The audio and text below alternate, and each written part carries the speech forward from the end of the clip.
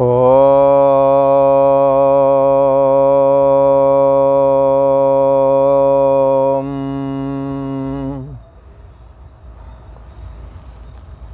श्री योग वासिष्ठ के स्थिति प्रकरण में श्री वशिष्ठ जी महाराज बोले, हे राम जी, निर्मल वस्त्र पर केसर का रंग शीघ्र चढ़ जाता है। साफ सुथरा कपड़ा हो, उस पर केसर का रंग शीघ्र ही चढ़ जाता है। और यदि मलिन कपड़ा हो तो मलिन वस्त्र पर केसर का रंग शीघ्र नहीं चढ़ता है। ऐसे ही जिसका चित्त निर्मल है, मन शास्त्र संस्कार से युक्त है, जिन्होंने अपने जीवन में ईश्वर उपासना की है और अपने बड़े बुजुर्गों की सेवा की है, यज्ञ दान तप आदि यथाशक्ति संपादन कर चुके हैं और मन भी जिनका पवित्र है, सेवा के द्वारा जिन्होंने शरीर पवित्र बना लिया है, तो ऐसा जो कोई साधक है उसको कहेंगे निर्मल चित्त। कैसा है इनका चित्त? राग द्वेष से रहित है, कामना से रहित है, फलाकांक्षा भी नहीं है। इसलिए निर्मल मन जन सो मोय पावा, मोय कपट छल छिद्र न भावा। परमात्मा की प्राप्ति के लिए चित्त का निर्मल होना मांगता है। किसी ने कहा ये निर्मल चित्त हो तो ठीक है, यदि निर्मल चित्त ना हो तो नहीं चलेगा। बोले नहीं चलेगा। तो निर्मल चित्त में कौन कौन से लोग नहीं चलते? बोले कपटी नहीं चलता। पहले नंबर तो भगवान के दरबार में सबसे बड़ी बात है कि वो कपट भगवान को अच्छा नहीं लगता। इसलिए कहा मोह कपट। हाँ, कपट नहीं अच्छा लगता है। हर बात में कपट, हर बात में कपट। छोटे छोटे दो बच्चे, एक अपना है, दो चार और किसी के। जब कोई चीज़ दिया तो अच्छी वाली अपने को दे दिया। और बच्चों को क्या पता है कौन क्या है, उनको सामान दो ना। कपट कर दिया। हाँ। अब दुर्योधन आदि और पांडव ये हस्तिनापुर के राजकुमार थे। भीमसेन को जहर दे दिया, खीर खिलाने के लिए बुलाया, मिला दिया जहर। तो क्या हुआ? कपट किया। फिर क्षत्रिय होने के नाते उस समय जुआ खेलना वाजिब माना जाता था। जुआ में बुला लिया और पासा बदल दिए। शकुनी ने दूसरे पासा ऐसे जो जिसको अपने अनुसार डाला जा सके ऐसे पासे ले लिए और धर्मराज युधिष्ठिर का सारा हरण कर लिया। पत्नी भी दांव पे लगवा लिया।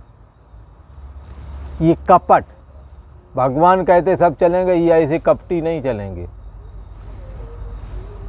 बोले दूसरे नंबर में, बोले छली नहीं चलेगा। छल। अब वो कालनेमी बैठा था वहाँ महात्मा बन करके, और हनुमान जी आए और पहले कहने लगा हमें सब पता है, हम त्रिकालदर्शी हैं, हम तीनों कालों की जानते हैं, राम रावण का युद्ध चल रहा है बोला। और उसमें राम की ही विजय होगी, पता नहीं क्या क्या बोल रहा था। और तुम्हारे से मंत्र दीक्षा ले लो, हम सिद्ध महाराज हैं। कालनेमी हनुमान जी जान गए उसका छल। हाँ। और तो इस प्रकार से उसका अंत हो गया। छली अपने जाल में फंसा रहे हैं। छिद्र अन्वेषण करना, मिल गए तो बड़े प्रेम से मिलेंगे, पीछे जब चले जाएंगे ये बहुत हरामी आदमी है। एक थे बड़े बुजुर्ग थे पर छिद्र अन्वेषण का स्वभाव था। आवे लोग पैर छुए तो खूब आशीर्वाद दें, पीठ पे हाथ पे, पीछे के बहुत मक्कार है ये, ऐसा है वैसा है। तो अब इनका क्या कहा जाए? छिद्र अन्वेषण, सामने कुछ पीछे कुछ, ये नहीं चलेगा। परमात्मा की प्राप्ति के रास्ते में इसका त्याग कर देना चाहिए। ये तीनों चीज़ें नहीं चलेंगी। हमें आपको भी छोटी छोटी बातों को लेकर के इस तरह के बर्ताव नहीं करना चाहिए, जिससे कि सीधी सीधी ईश्वर को नाराज़गी होती है। तुम जिसका दिल दुखाते हो, जिसके साथ छल करते हो, छिद्र अन्वेषण करते हो, उसे तो लगता ही है बुरा, पर तुम्हारी इस दृष्टि से ईश्वर भी बुरा मानता है। इसलिए ऐसा काम मत करो जिससे लोग भी दुखी हों, साथ में ईश्वर भी दुखी हो गए। निर्मल मन जन सो मोय पावा, मोय कपट छल छिद्र न भावा।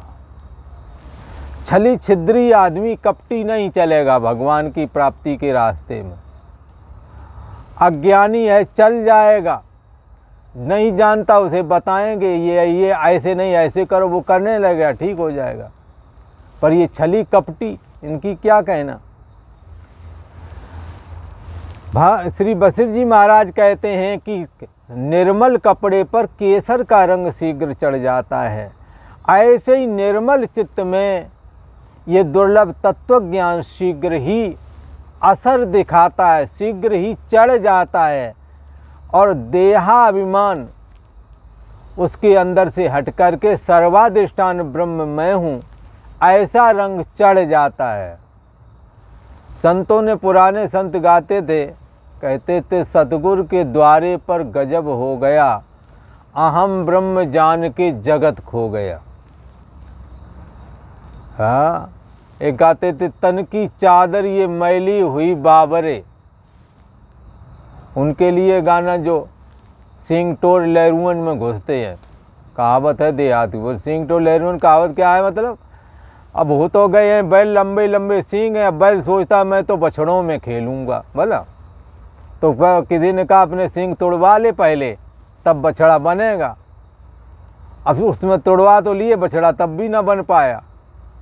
ऐसे ही कई लोग हैं, एजड हो गए हैं, बाल काले करके और तरह तरह की करके बालकों जैसी चेष्टा, बालकों जैसे काम जो बालक नहीं करते वो करने को चल पड़ते हैं। तो उनके लिए कहे नया रंग चढ़ाने का क्या फ़ायदा।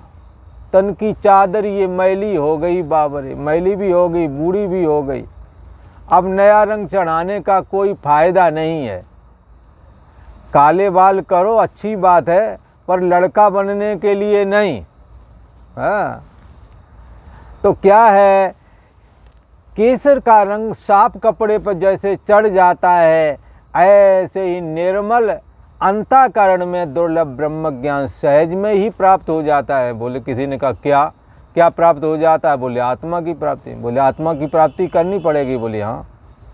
अच्छा, तो आत्मा के बगैर ही हो तुम क्या प्राप्ति करोगे? तो बोले कहते तो ऐसे ही आत्मा की प्राप्ति करो।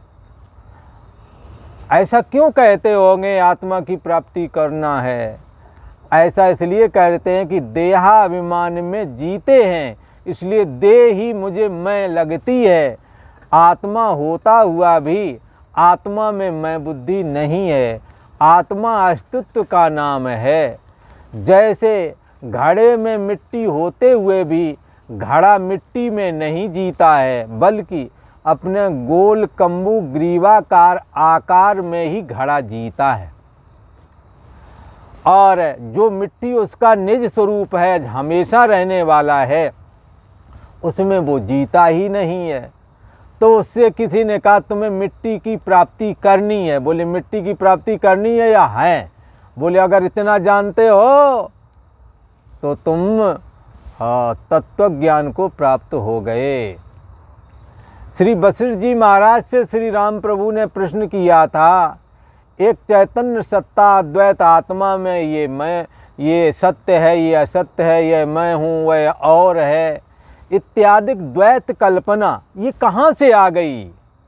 बोले है तो नहीं द्वैत कल्पना। बोले मिट्टी में घड़ा, सुराही, कुल्हड़ आदि ये कल्पना कहाँ से आ गई? बोले है तो नहीं।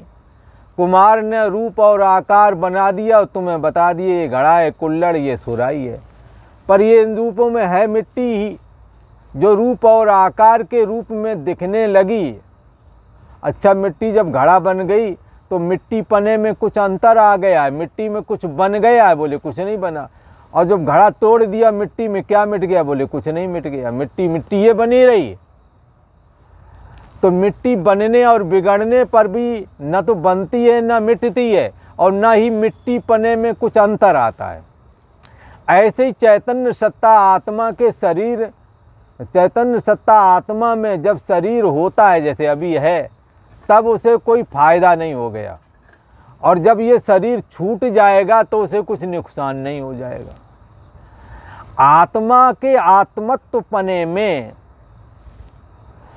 आत्मा के आत्मापने में शरीर के मिलने पर कुछ लाभ नहीं हो जाता, और शरीर के चले जाने पर कुछ नुकसान नहीं हो जाता। ऐसा जो चैतन्य सत्ता आत्मा है वो हमारी और आपकी असली मैं है। जैसे घड़े की असली मैं मिट्टी है, पर वो मिट्टी में नहीं जीता है, गोल कंबू ग्रीवाकार आकार मैं हूँ, ऐसे घड़े के अभिमान में जीता है। जैसे हम देह के अभिमान में, देहा अभिमान में जीते हैं, आत्माभिमान में नहीं। जब तत्व ज्ञान का बारंबार श्रवण मनन निधिध्यासन किया जाता है, तब इस पुरुष को, जिसका चित्त निर्मल है, उसे ये रहस्य क्लियर होता है कि अरे, जिसको मैं अपनी मैं मानता था वो मैं तो अपना निकला ही नहीं। हमारी मैं तो वो है जो सबके भाव और अभाव को जानती है। जागृत अवस्था के समस्त संसार, जागृत अवस्था में जो दिखने वाला समस्त संसार है, जागृत अवस्था का देह और जगत जो है उसको जानने वाला, जागृत अवस्था और जागृत अवस्था के देह और जगत, इनको कौन जानने वाला? तुम जानने वाले हो। अब ये जागृत अवस्था खत्म हो गई, ये देह और जगत भी खत्म हो गया, सपने वाले देखने लगे, तो सपने वाले, इसका अंत हो गया है सबका। तो तुम सत्य हो या ये सत्य है? तो सपने वाला दिखने लगा, तो सपने वाले को भी हमने देखा, ये कौन है तुम देखने वाले? कौन हो तुम? देह तो तुम हो नहीं, देह तो तुम्हारा छूट गया जागृत वाला सपने में, और सपने वाला जब सो गए तब छूट गया। पर सपने वाला छूट गया, सुसुप्ति में जड़ता छा गई, कुछ भी ना जाना। ये तुमने अनुभव किया कि कुछ ना जाना। अब कुछ ना जानना पना सुसुप्ति का अनुभव है, स्वप्न का अनुभव भी है, पर जागृत वाला अनुभव नहीं है स्वप्न में। और स्वप्न जब टूटा तो जागृत वाला अनुभव आ गया, स्वप्न वाला जगत स्वप्न की तरह, हाँ, अनहुए जगत की तरह दिख रहा है। तीनों अवस्थाएं आई और चली गई, पर तुम बचे। सत्य कौन है? जो सत्य है सा आत्मा स विज्ञेया, जो सत्य है यही आत्मा है। जागृत अवस्था का देह और जगत आया और गया, किसके सामने? मुझ चैतन्य सत्ता, मुझ ज्ञान स्वरूप आत्मा के रहते और उसके जानते। ये आया और गया, फिर स्वप्न आया और जागृत का अभाव हो गया। अच्छा, जागृत का अभाव हुआ, स्वप्न की अभी शुरुआत नहीं थी। उस समय हम एक बहुत छोटे से समय के लिए नंगे थे, ना हमारे में जागृत था, ना हमारे में स्वप्न था, ना हमारे में सुसुप्ति थी। जागृत स्वप्न सुसुप्ति रूपी कोई भी कपड़ा हमारे ऊपर नहीं था। उस समय जो तत्व था, जो चैतन्य सत्ता थी, वो नंगा परमात्मा कहा जाता है। नंगा परमात्मा कहने का मतलब जिसमें कोई उपाधि नहीं, ना कोई शरीर की उपाधि है, ना जागृत की उपाधि है, ना स्वप्ने का शरीर, ना स्वप्न अवस्था की उपाधि है, न सुसुप्ति है, न सुसुप्ति की जड़ता। इससे रहित जो शुद्ध चैतन्य सत्ता है वो विद्यमान थी। कब? जब जागृत का अंत हुआ, स्वप्न नहीं शुरुआत हुआ। शुरुआत हो गया तब तो फिर जुड़ गया स्वप्न से, पर स्वप्न की शुरुआत नहीं हुई और जागृत का अंत हो गया। इस बीच में सभी उपाधियों से रहित निर्लेप शुद्ध चैतन्य सत्ता सभी के अंदर विद्यमान है। इसी को कहते हैं संध्या, संधि पीरियड। जागृत का अंत हुआ और स्वप्न की शुरुआत, इस बीच में जो संधि है, इस संधि को जोड़ने वाला, इस संधि में स्थित होकर के जागृत का अभाव और स्वप्न का जानना पना जिसके द्वारा होता है सा आत्मा, वो आत्मा है। सब विज्ञेया, वो जानने योग्य है। कैसे जाने? तपसा ब्रह्म विजिज्ञासु, विचार रूप तप के द्वारा जानो। तो श्री वशिष्ठ जी महाराज कहते हैं वो आज भी अद्वैत आत्मा है। उस अद्वैत आत्मा में अहम त्वम इदम आदि जो ये जगत है, नाना तो जो आ गया है, ये मन की वजह से दिख रहा है, ना कि आत्मा में आ गया है। इसलिए आत्मा पहले से ही उपलब्ध है, केवल ये देहाभिमान का त्याग करना है कि पहले वाला आत्मा जो तुम्हारा निज स्वरूप है, असली मैं है, वो मैं लगने लगेगी। यही मैं हूँ जो है मन बुद्धि से न्यारा, वही मैं हूँ, वही मैं हूँ। न कोई रूप है मेरा, न कोई रंग है मेरा। रूप रंग नहीं है, न जाति है, न वर्णाश्रम है। जो इन सब से है न्यारा, वही मैं हूँ, वही मैं हूँ। न मन हूँ, न बुद्धि, न अहम, न सोने जागने वाली चेतना, जो इनको है जानने वाला और इनसे है न्यारा, वही मैं हूँ, वही मैं हूँ, वही मैं हूँ। गाना संत गाया करते थे पहले। तो क्या है, श्री वशिष्ठ जी महाराज कहते हैं उस तत्व में आज भी कुछ नहीं। वो मन नहीं, द्वैत मन द्वैत, अद्वैत आत्मा है, उसमें द्वैत आज भी नहीं हुआ। मन के खड़े होने पर ये द्वैत रूप, ये नानात्व रूप जगत दिखने लगता है। जैसे पर्दा निर्मल और साफ होता है सिनेमा घर में, फिल्म वालों में, फिल्म जो देखते हैं ना, उसमें जो पर्दा होता है वो साफ होता है, पर रील की छाया जो भरी पड़ी है ना, वो उस पर किरणें पड़ती पर्दे पर, तो वहाँ जहाँ कुछ नहीं, वहाँ फिल्म वाला वो जगत दिखने लगती, मूवी दिखने लगती। तो ये यहाँ क्या है कि ऐसे ही चैतन्य सत्ता आत्मा में दूसरा नहीं है, पर मन की वजह से नानात्व दिखने लगता है। हे राम जी, जब तुम आप से आप को जानोगे तब आप ही इस प्रश्न के उत्तर को भी जान जाओगे, क्योंकि चैतन्य सत्ता आत्मा को जानने हारा तुरंत इस रहस्य को जान जाता है कि नानात्व मन की वजह से है। आत्मा आज भी अद्वैत है, ज्यों का त्यों है।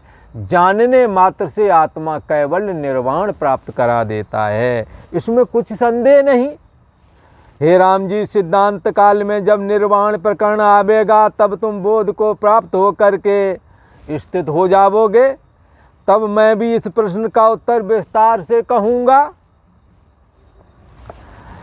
जब आपसे अपना आप निर्मल करोगे, ये अपने द्वारा अपने मन को निर्मल बनाओगे, तब अपने आप को जान जाओगे। हे राम जी, कर्ता और कर्म का विचार जो मैंने तुमसे कहा, उसको विचार करके तुम वासना का त्याग कर दो।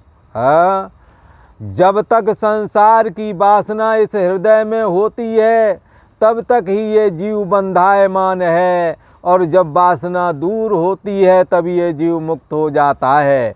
इससे तुम राम जी वासना का त्याग करो और मोक्ष के निमित्त, मोक्ष के अर्थ जो वासना है उसका भी त्याग कर दो कि मेरा मोक्ष हो जाए।